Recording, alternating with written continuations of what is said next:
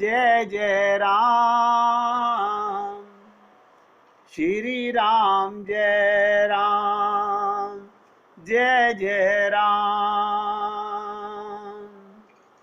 श्री राम जय राम, जय जय राम, श्री राम जय राम, जय जय राम, श्री राम जय राम, जय जय राम, श्री राम जय राम, जय जय राम, श्री राम जय राम, जय जय राम, श्री राम जय राम, जय जय राम। ये बात गोविंद के मुख से जब महाप्रभु जी ने सुनी, वो उसी समय रघुनाथ गोस्वामी के पास पहुंचे और वे स्वरूप दामोदर के साथ सिंह द्वार से लाया गया प्रसाद ग्रहण कर रहे थे। और वो कहने लगे, रघुनाथ स्वरूप आप सब क्या खा रहे हैं, मुझे क्यों नहीं देते। इतना कहकर महाप्रभु ने झट से एक ग्रास उठाकर खा लिया और कहने लगे, मैं नित्य प्रति अनेक प्रकार के प्रसाद पाता हूँ, किंतु जैसा स्वाद इस प्रसाद में मुझे मिला आज तक किसी प्रसाद में नहीं मिला। ये एक कथा नहीं, अनेक संत महात्माओं की कथा है महाप्रसाद के लिए। एक बार श्री जगन्नाथ जी को गोपाल बल्लभ नामक भोग लगाया जा रहा था। भोग लग जाने के बाद पुजारी ने आकर थोड़ा सा भोग महाप्रभु के मुख में डाल दिया। उस प्रसाद की कणिका में कोटि अमृत का स्वाद पाकर प्रभु चमत्कृत हो उठे। उनके सर्वांग में पुलकावली होने लगी। नेत्रों से चैतन्य महाप्रभु के आंसुओं की धारा प्रभावित होने लगी। श्री कृष्ण के अध्रामृत के संचार से उन्हें प्रेमावेश हो आया। सोचिएगा, भगवान श्री कृष्ण के अध्रामृत से छुआ हुआ प्रसाद अगर किसी को मिले, इसी प्रकार किसी सद्गुरु के अध्रामृत से छुआ हुआ भोजन, उच्छिष्ट भोजन किसी को करने को मिले, तो वो व्यक्ति प्रेमावेश हो जाता है। पर फिर उन्होंने प्रयत्न कर उसका संवरण कर लिया और उनके मुख से निकला, सुकृति लभ्ये फैलाव। तत्पश्चात इसका अर्थ पुजारी को समझाते उन्होंने कहा, इस भोग में भगवान श्री कृष्ण ने जिस अध्रामृत का संचार किया है वो ब्रह्मादिक देवताओं को भी दुर्लभ है। बड़े बड़े ऋषि मुनियों को वो प्रसाद नसीब नहीं होता। सोचिए मेरे भाई, आप और हम लोग कितने बड़भागी हैं। हम भगवान को पाने के लिए भगवान का प्रसाद भी ग्रहण करते हैं, हम अपने जीवन में गुरु भी धारण करते हैं, लेकिन महाप्रसाद को कभी समझ नहीं पाते। तो ब्रह्मादिक देवताओं को भी दुर्लभ ये अमृत की श्री कृष्ण के उच्छिष्ट भोजन को फेला कहते हैं, इसका लवलेश अर्थात कणिका भी प्राप्त होती है, वही भाग्यवान है। ये उच्छिष्ट सभी भाग्यवान को प्राप्त होता है जिस पर भगवान की कृपा होती है। तात्पर्य फैला लव, ध्यान दीजिएगा, अर्थात श्री कृष्ण के उच्छिष्ट प्रसाद की कणिका मात्र प्राप्त कर लेता है, वो सुकृति धन्य हो जाता है। ये महाप्रसाद की शुरुआत कहाँ से हुई? जगन्नाथ जी के मूल स्वरूप नील माधव से हुई। इसकी शुरुआत जगन्नाथ जी के मूल स्वरूप नील माधव से हुई। इसके प्रथम आराधक विश्वास नील माधव को कंद मूल अर्पित किया करते थे, किंतु जब वे दूसरे दिन आते तो उन्हें चावल के विविध व्यंजन बिखरे हुए मिलते। कंद मूल देके जाते और वहां चावल बिखरे हुए मिलते। ऐसी किंवदंती की रात्रि में देवी देवता इनके दर्शनों के लिए आते और अपने द्वार लाए गए विविध व्यंजनों को, मिष्ठानों को इन्हें अर्पित करते, जो नील माधव के अधरामृत के स्पर्श से दिव्य सुगंध युक्त महाप्रसाद हो जाने के कारण अपनी विलक्षण खुशबू से सबको विमुग्ध किया करते थे। इस महाप्रसाद में अद्भुत मादकता हुआ करती थी। वृंदावन की भी लीला सुन लीजिएगा। वृंदावन के अंदर भी बहुत ध्यान से सुनिएगा, एकाग्रचित होकर के। वृंदावन के रसिक जन महाप्रसाद की महिमा का श्रेय अपनी आराध्य श्री राधा रानी को देते हैं। कात्यायनी व्रत के समय जिस समय दुर्वासा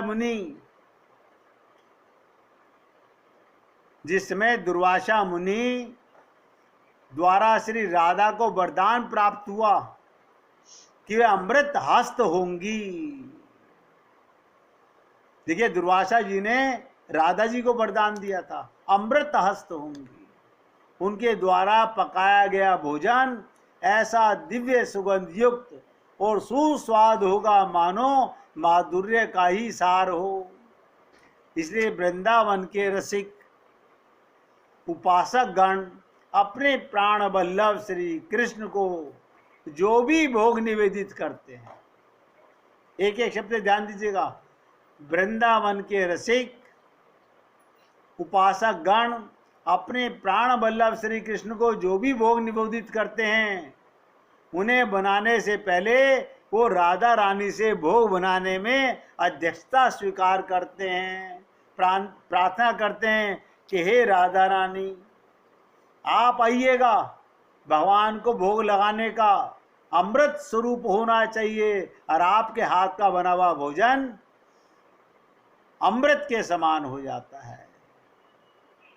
तो राधा रानी से भोग बनाने में अध्यक्षता स्वीकार करने की विनती करते हैं।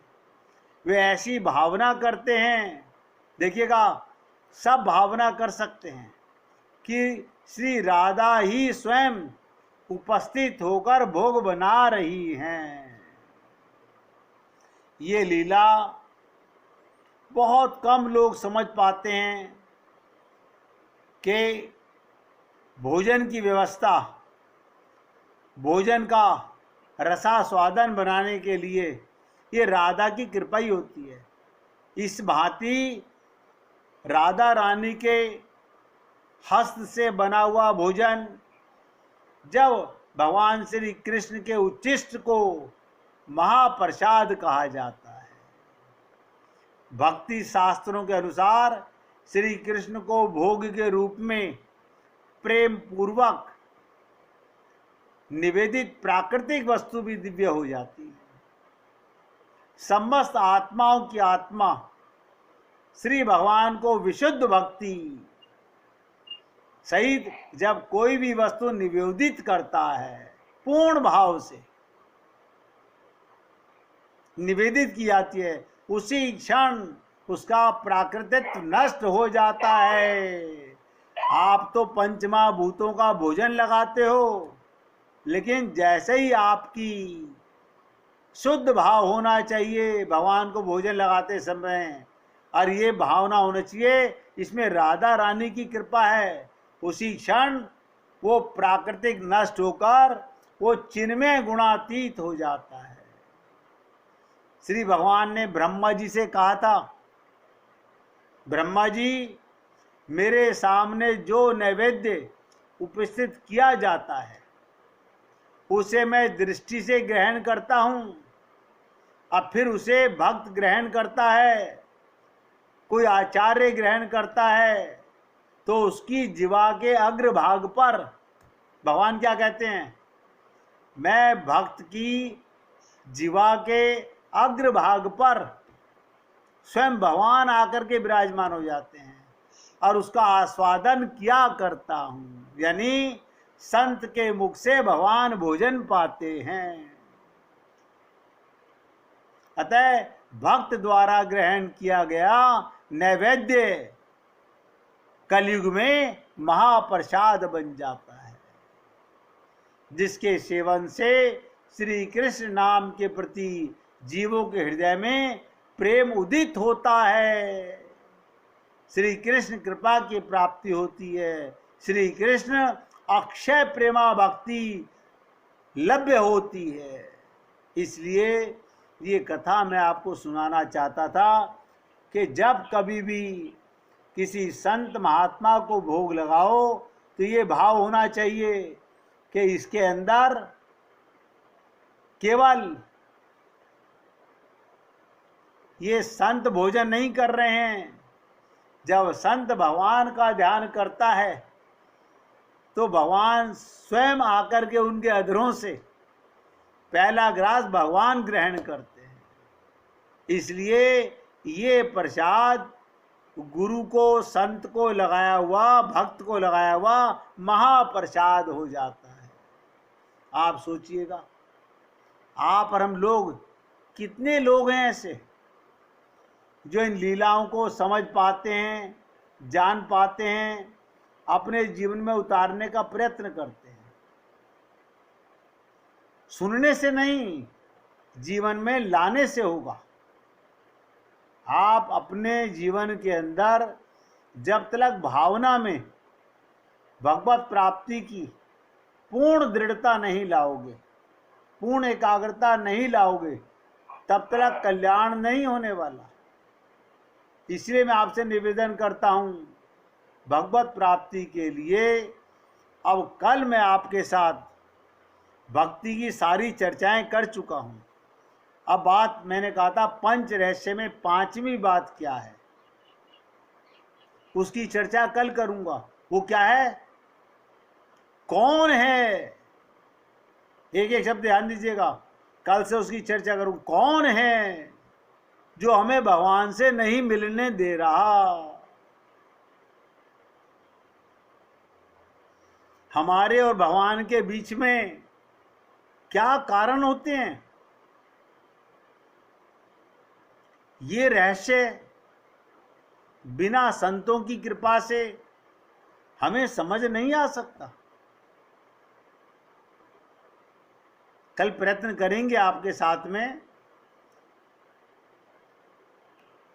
ध्यान दीजिएगा, क्योंकि ये नई चर्चा है कि हम शरणागति करना चाहते हैं, हम भक्ति करना चाहते हैं, हम भगवान को पाना चाहते हैं, तो कौन विरोध करता है भगवान का?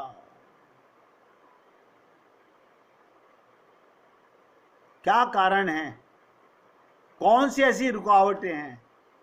उनकी चर्चा कल करेंगे। आज ध्यान से सुनिएगा। हम लोग अपना प्रेम नहीं भगवान के साथ बनाना चाहते, हम दूसरा क्या कर रहा है, दूसरा क्या कर रहा है, इससे हमको मतलब नहीं होना चाहिए। किसी की नकल नहीं करनी। भक्ति नकल नहीं है, भक्ति आपके हृदय का भाव होना चाहिए। और हम लोग नकल करते रहते हैं, वो कैसे करते हैं, वो कैसे करते हैं। आप बताइए, क्या प्रेम सबके हृदय में पहले से भरा हुआ नहीं है? पहले से विराजमान है। हमें अपने आप को ठीक करने के लिए सोचना चाहिए, हमें दूसरे की तरफ ध्यान नहीं देना चाहिए।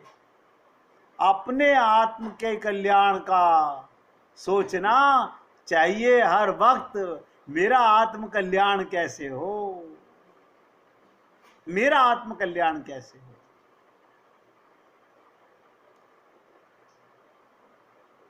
कहते हैं साधना में एक साधक को आंसू नहीं आ रहा था।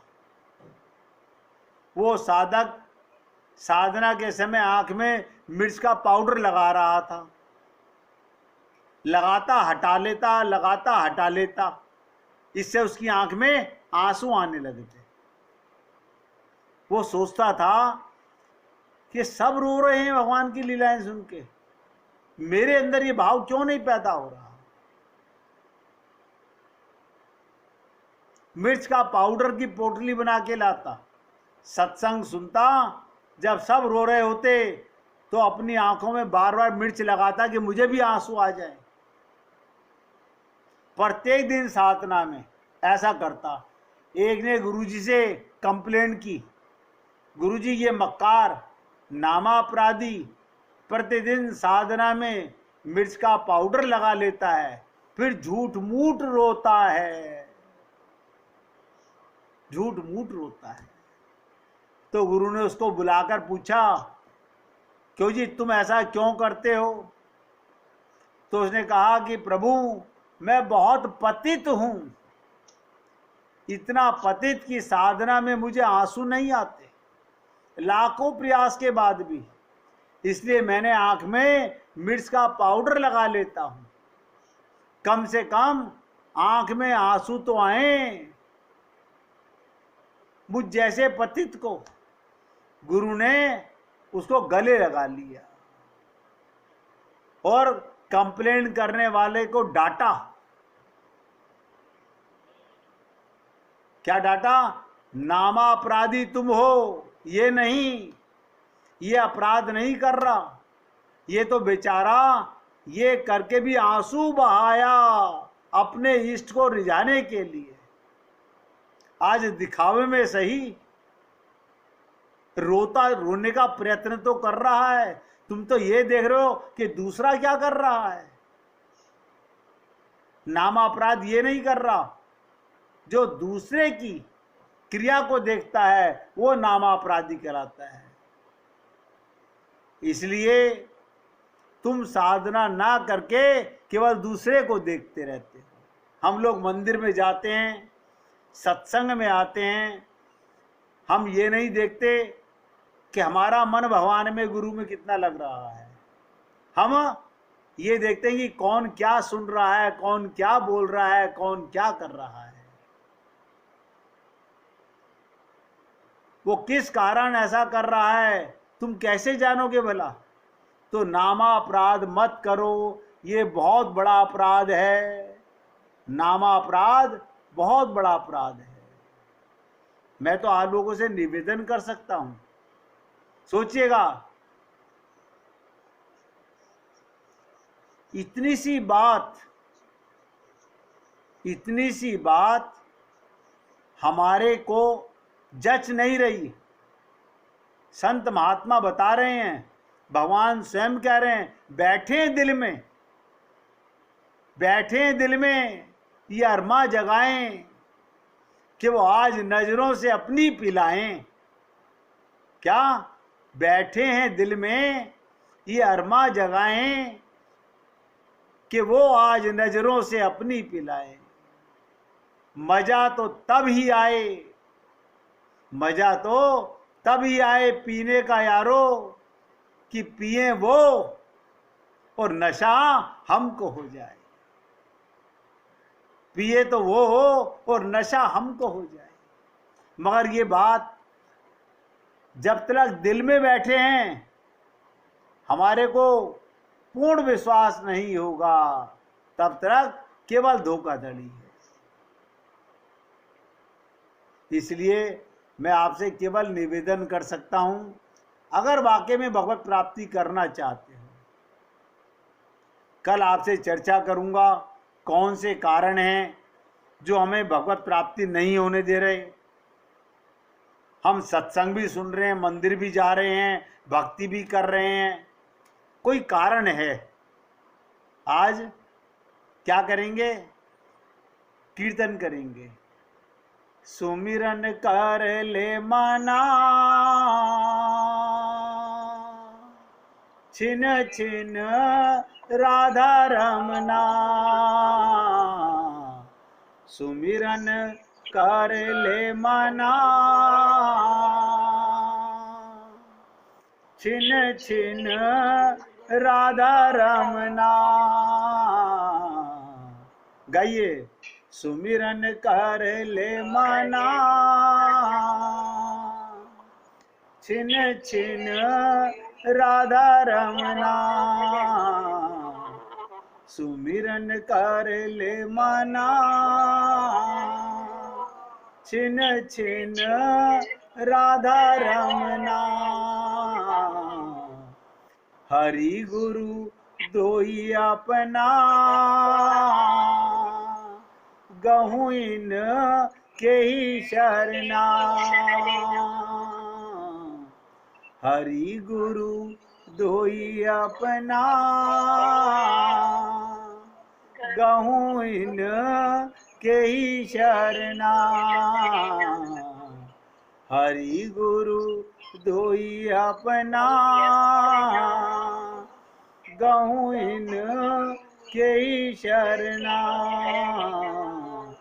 हरि गुरु दोई अपना। गहूँ इन के ही शरणा, सुमिरन कर ले मना। छिन छिन राधा रमना, सुमिरन कर ले मना। छिन छिन राधा रमना। बोलिए वृंदावन बिहारी लाल की जय। जय जय श्री राधे, जय जय श्री राधे। बोलिए लाल जी का मंगल हो, सभी भक्तों का मंगल हो। सबको राधे राधे भैया, सबको राधे राधे भाई, राधे राधे, राधे राधे जी।